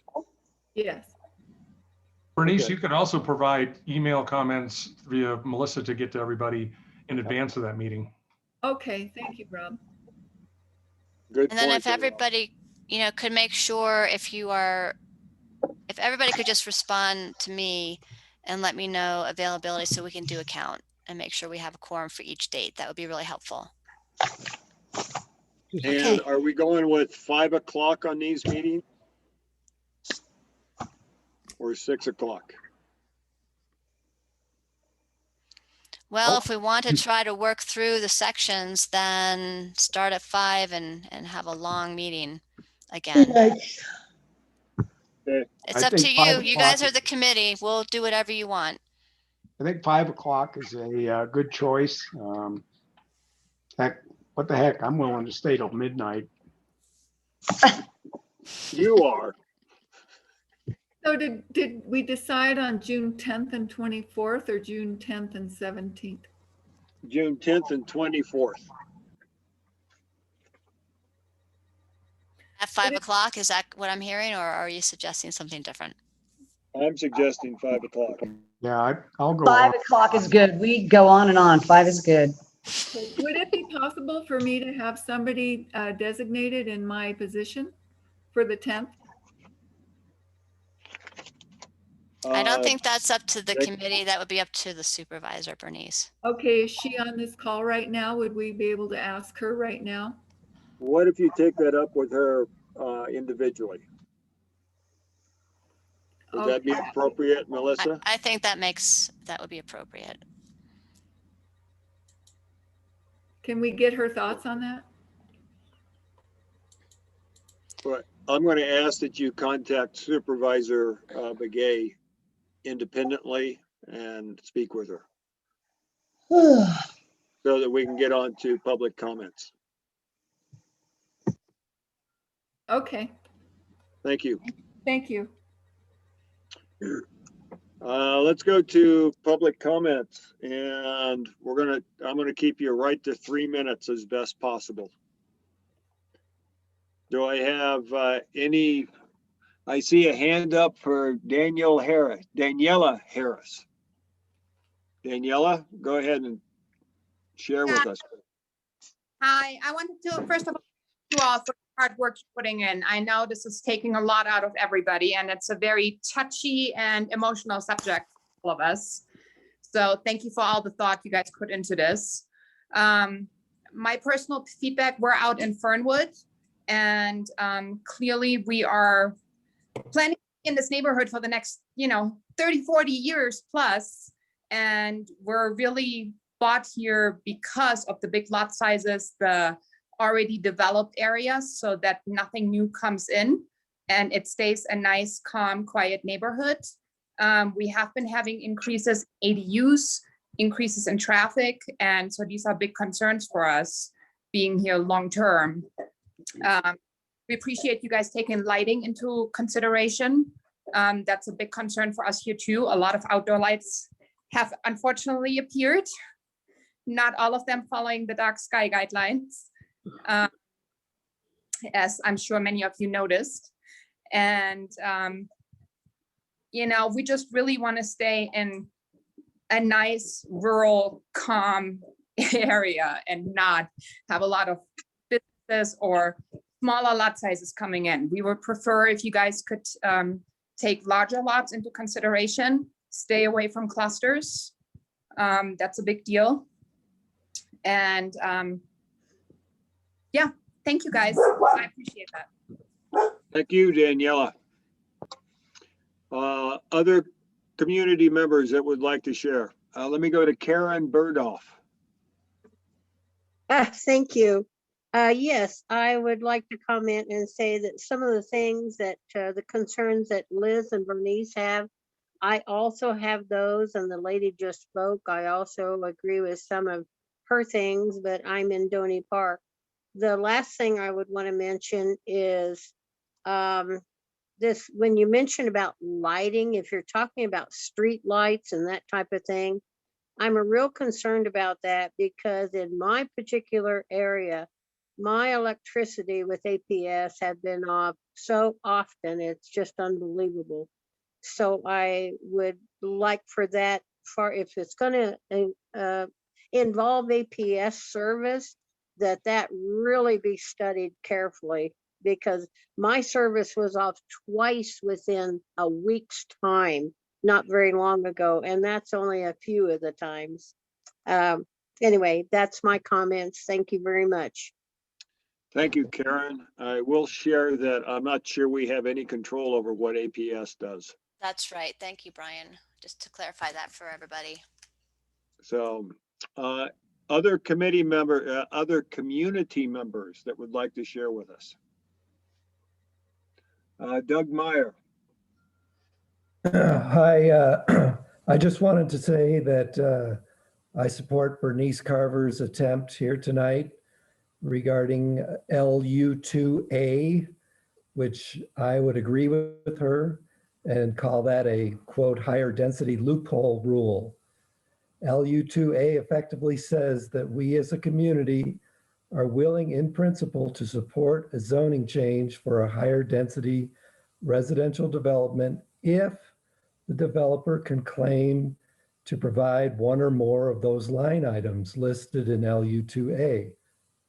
However, the DPTF survey question number 21, which was asking about whether the respondents want this plan to allow for higher density residential developments, was answered as 86% no.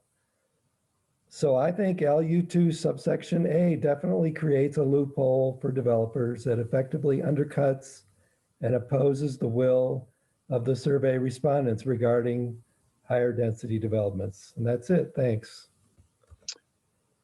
Thank you, Doug. Other community members that would like to share with us? Yes, this is Teresa Alfred. I really agree with what Doug said. I have that same feeling. I'm just curious as to why you didn't word it. The minimum lot size is 1 acre instead of using the word should. Should means wishy-washy to me. And I'm curious about the lighting. A lighting plan should be submitted. It's telling me that if a developer submits a lighting plan, fine. If he doesn't, it's not necessary. And I would like to know, where is the existing plan that you guys are working off of that you say is really, really good? And I'm wondering, why do you want to change it so much? Thank you very much. Thank you, Teresa. I will comment very quickly that what we're doing is we're editing the original plan, and we're trying to improve it and incorporate more of the community needs. So it's not that we're rewriting the plan, we're editing that plan. And Brian, if I could add to that, Teresa, so the plan is online. It's the 2001 Doney Park, Timberline, Fernwood area plan. And these area plans are normally updated every 10 years. That's just the cycle that area plans are updated in terms of real time. That partly stems from Arizona revised statutes that require us to update our comprehensive plan every 10 years to make sure it's current. It doesn't mean that it will change a lot. And as you've heard, this committee is seriously looking and closely looking at the policies that are in there. And You know, there are some policies that are being refreshed, if you will, but a lot which are not changing. But if you need to see that plan, it is on our website. Is there any way that I could get some kind of a link sent to me, because it's very difficult to maneuver your website? So if Rob Absolutely. Wilson would send me something, that would be great. You know what I can do? I will send, Teresa, are you on the contact list? Do you get emails from me? No, I haven't gotten any from you. Okay, so I have a large contact list and I send agendas out to everyone on that list. Let's see, I can Jessica, post the link. Yeah, I can would post you the mind? link in the Thank you. chat. Yeah, just put that. So Jessica's going to put the link to the area plan in the chat, and then if you could also put my email address. So then if you could Yes. email me, Teresa, to make sure you get on our contact list, that would be great. And anybody else too. A lot of you are already on the contact list, but we do like to make sure that we stay in touch with you that way. And where do I find that? Where is that on the bottom here? It hasn't come through yet. The chat kind of flashes. Do you see it now? It's flashing orange. Okay, and On your then info. what do I So do? click on that, and then click on the word chat, and it should open up that dialog box. And then that's where I type in my email address, or?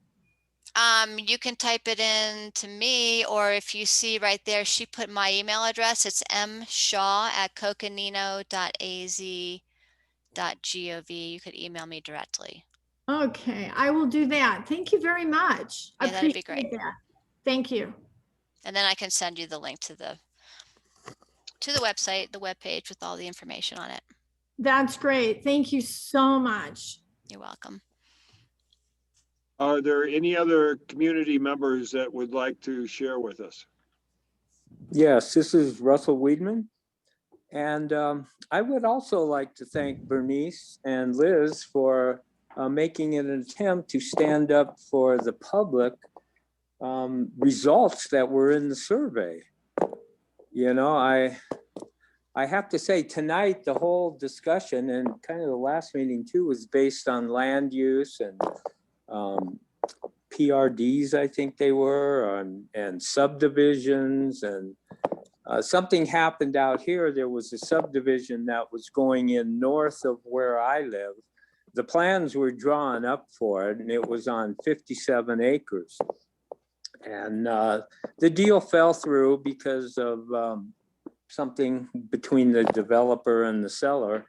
And then what happened, and the way that we were able to stop that subdivision from going in, was about the only way I've seen that is possible to do that. And the neighbors got together and they bought 57 acres. And this was just a few years ago. And now what is on that 57 acres are 4 homes, 4 5-acre lots. That's all. And that's the only way I've really seen that we've been able to do that and actually make a difference in the community where we live, is to actually buy the land ourselves. And to keep 57 acres down to 4 lots or 4 houses now is kind of unheard of in this area, but it has worked to this point. And when it comes to zone changes, how do you actually know what the community wants? I mean, I feel like the only way you could really know that is to have the community vote on it, not to put up a small little sign that says something about a zone change requested, which I've seen that happened out where I live. On a dead end road that served about 5 or 6 homes, there was a lot right at the end of the dead end road that applied for a zoning change. And the county put one little sign right on their gate, and no one else could see that because no one ever went down to the end of that dead end road. And what happened was that one other neighbor that was at the end of that dead end road brought that to the attention of all the other neighbors, and they all got together and ended up preventing that zoning change from going in. But that one little sign was not enough. The only way you, 3 So, minutes is Russ, up.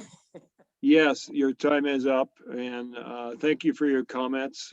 We've talked a bit about other ways that the county tries to reach out to the community, but I do appreciate your bringing that issue back up to us. Thank you. All right. Other community members that would like to share? Mr. Leroy. Thank you. Can you hear me? Yes, sir. Okay, thank you. Question, do you plan, and if so, when, and I realize you can't respond, but to have a public meeting regarding the water resources and spend quite a bit of time wordsmithing through that document as you did this evening?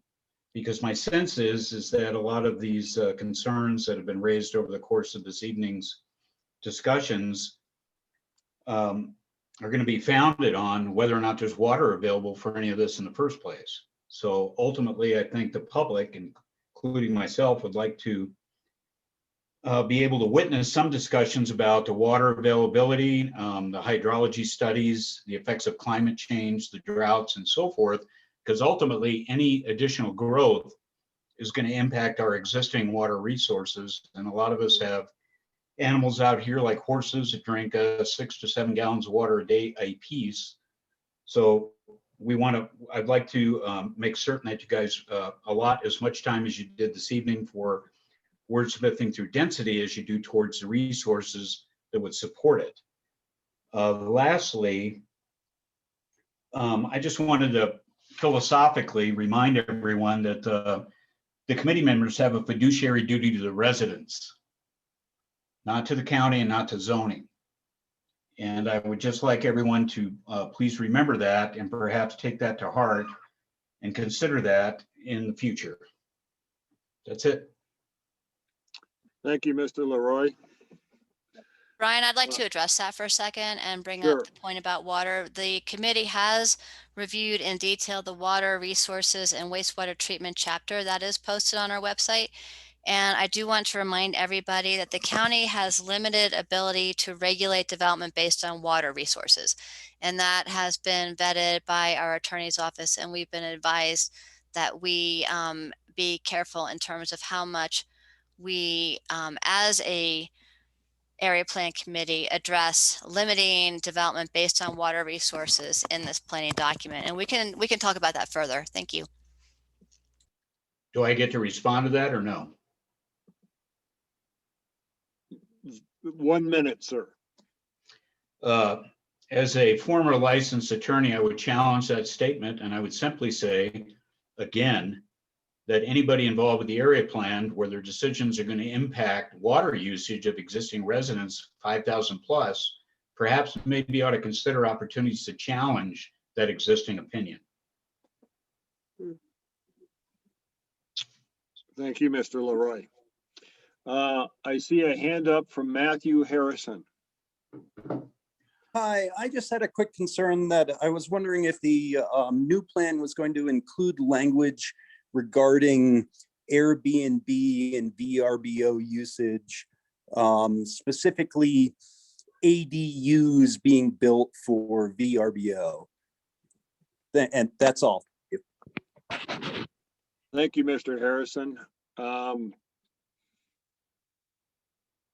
Melissa, help me out here. I don't know if we've covered that yet or if it's on our slate to do it, because I'm not sure it was in the original planning document. Did we lose Melissa? Yeah, I think we lost Melissa.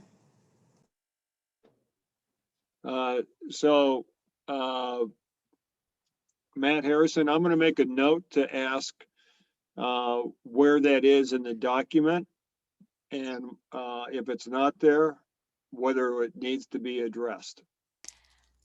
Brian, I am so sorry. My computer just restarted without my permission. And so I'm back. I don't know where we left off. You were asking me a question. My apologies. Matthew Harrison was asking whether or not we have, or if we will address things like accessory dwelling units that can then be used as vacation rentals by owner. Or, Okay. Okay. so forth.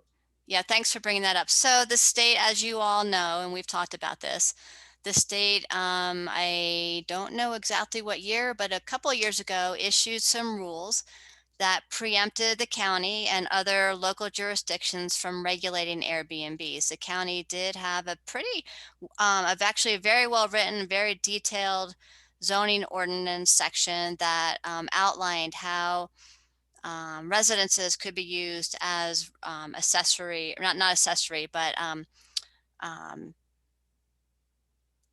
Airbnbs basically. But we then, based on the state regulation that was handed down to us, we had to actually remove that from our zoning ordinance. So the state has issued rules that preempt the local jurisdictions from regulating those short-term rentals.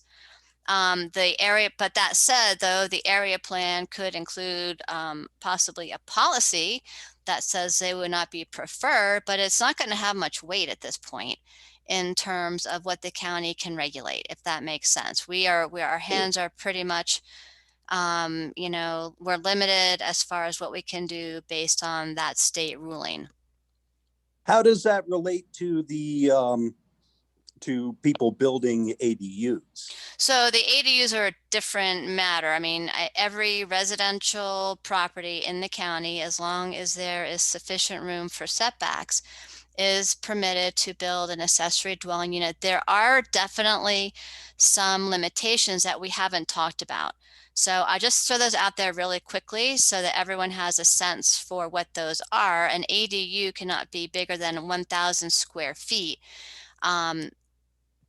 Up to 1,000 square feet. It's a 50% maximum based on the size of the residential unit, up to 1,000 square feet if it's detached.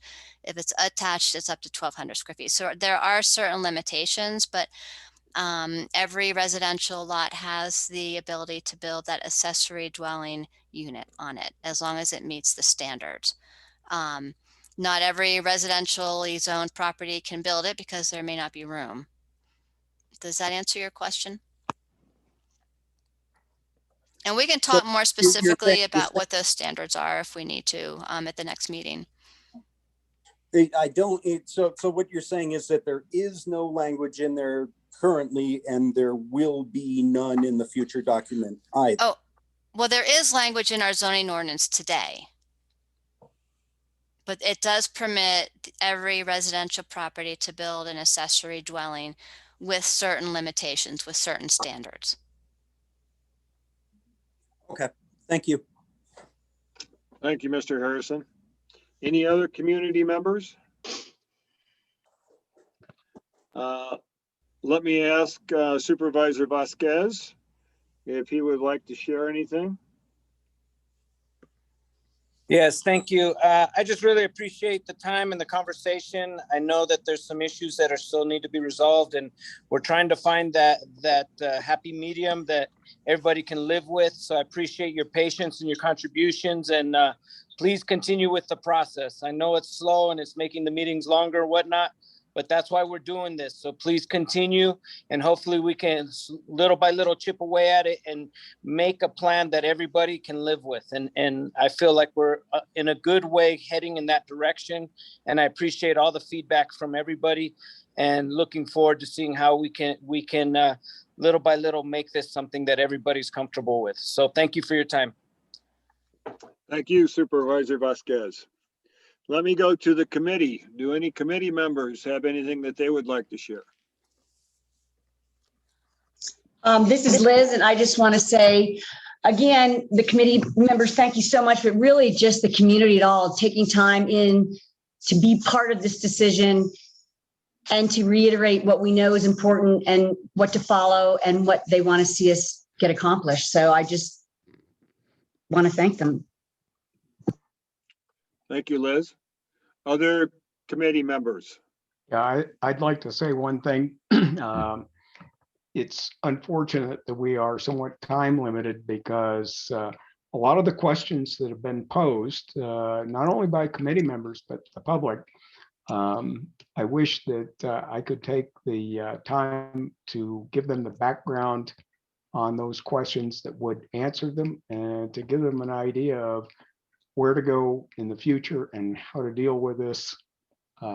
Been down that road before myself, a committee of one to get statute changed, get zoning ordinances changed. And it's hard work, but you know, you got to put your nose to the grindstone and get involved.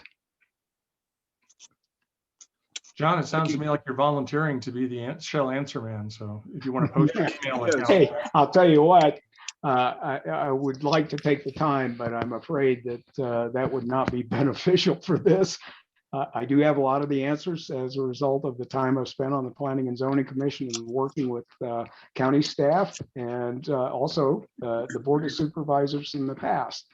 But, you know, we'll have to save that for another day, Rob. I think all of us would love to have more time to be able to be everyone's assistant or answer person. And unfortunately, that time just doesn't exist. Hey, I'll say one thing.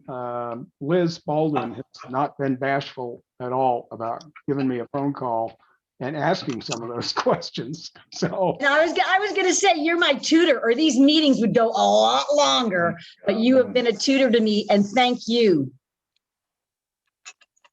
Thank you, John. Other committee members? I'm Bernice. I have grave concerns about the water, not just the amount of the water in the aquifer, but also the infrastructure that Doney Park has to get water to the homes and the size of the piping and the main lines. I've just been reading about wells in Idaho. I have just visited Idaho and Utah and saw some of the developments, including clustering, that were going on there. I am not a proponent of clustering. I would like to see it taken out as a preferred method just to preserve the existing density. I also am really concerned about the wells that are going dry in Idaho right now because of the expansion of the growth there that just really is lowering the aquifer so that residents that have been there for generations are losing their wells. So real concerned about that. Okay, thank you, Bernice. Thanks. Any other committee members? Well, with that, I will say thank you very much for joining us this evening. Melissa, do we have anything else that we need to cover? No, my PowerPoint shut down, but I think you covered it all, Brian. Well, thank you for helping us out. And I want to thank everyone who has attended tonight. Some good questions, some excellent comments. And we will look forward to seeing you on June 10th at 5 p.m. Brian and Rob and Jess, if you would mind hanging on afterwards, that would be great. Certainly. Thank you. Take care. Thank you. Thank you, everybody. Have a good night. Good night, everyone. Thank you. Right. Thanks, Thank everybody. you. Thank you, everyone. Thank you. Have a good night.